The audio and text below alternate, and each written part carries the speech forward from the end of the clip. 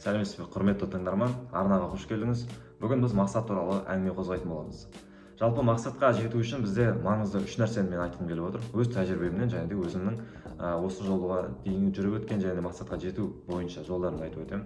Яғни біріншісі бұл бізде декомпозиция. Яғни бізде үлкен бір мақсат бар.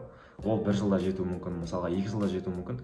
Бірақ та сіз оны бір жылға қарастырмайсыз. Декомпозиция, яғни оны айларға бөлеміз және де айларды апталарға бөлеміз. Сол арқылы кішігірім әрекеттерді жасап отырамыз. Қандай да бір әрекеттерге бөлшектеп шығыңыздар. Және де мақсат қойған кезде, мысалға Trello приложениесі бар. Оны мен сіздерге алдағы уақытта бөлек көрсететін боламын. Ол жерде мақсат қоясыздар және де сол жерде пункттарды жазып өтесіздер. Енді бірінші мақсатқа жеткен сайын сіздер галочканы басып отырасыздар және де мақсат сызылады. Яғни сізге келесі мақсатқа жетуге осы өте көп шабыттандырады және де мотивация береді. Яғни декомпозиция бізде өте маңызды. Екінші кезек бізде дедлайн. Қандай да бір мақсатқа жету кезінде дедлайн қоясыздар. Мысалға 3 айдың ішінде мен осы ағылшын деңгейді бітіруім керек.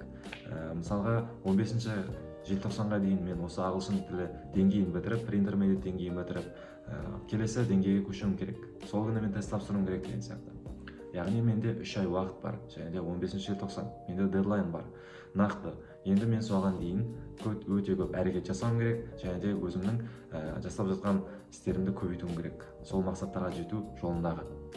Яғни дедлайн бізде өте көмектеседі. Ал егер де біз уақыт қоймайтын болсақ, қандай да бір шектеу болмаса, бізде 90 күн немесе 20 күн деген сияқты шектеу болмаса, біз ол мақсатты күнде ойлап жүре береміз. Әрекет жасамаймыз. Яғни бізді ешқандай нәрсе былайынша айтқанда тығырыққа тіреп тұрған жоқ. Егер де біз мақсат қоятын болсақ, және де уақытын қоятын болсақ, онда біз күнделікті әрекет жасаймыз және де сол мақсатты сезіне бастаймыз. Ары қарай мен үшінші айтқым келетін нәрсе, қандай да бір өзіңіздің үстеліңіз бар, жұмыс үстеліңіз бар, сол жерде сол мақсатыңызды жазып қойыңыз. Немесе соның суретін қойып қойыңыз. Қандай да бір көлік алуыңыз мүмкін, мысалы үй алуыңыз керек болады, ағылшын тілі деңгейіңіз көтеруіңіз керек болады, немесе жүргізуші куәлігін алуыңыз керек болады, ағылшын тілі тестін тапсыруыңыз керек болады, қандай да бір зат сатып алғыңыз келеді, соны жазып және де соның суретін алдыңызға іліп қоятын болсаңыз, күнделікті көріп отырасыз және де ол ешқашан есіңізден кетпейді. Соған сәйкес сіз жаңа адамдармен таныса бастайсыз және жету жолында жаңа әрекеттер жасайсыз, қандай да бір заттар сатып аласыз, курстар оқисыз, жаңа бір ортаны таба бастайсыз. Яғни миға қандай да бір сигнал келеді. Осы мақсатқа жету үшін мына затты қолдансам болады екен деген сияқты. Сол себепті мақсатыңыз көз алдыңызда тұру керек. Мен осы үш нәрсені айтқым келді. Сіздерге пайдалы болды деген ойдамын.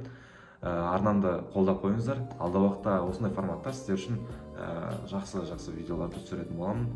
Арнаға тіркеліп, қолдап, лайк басып, өздеріңіздің пікірлеріңізді қалдырып, алдағы уақытта қандай тақырып сіздер үшін қызықты, соны жазып өтсеңіздер болады. Келесі кездескенше сау болыңыздар.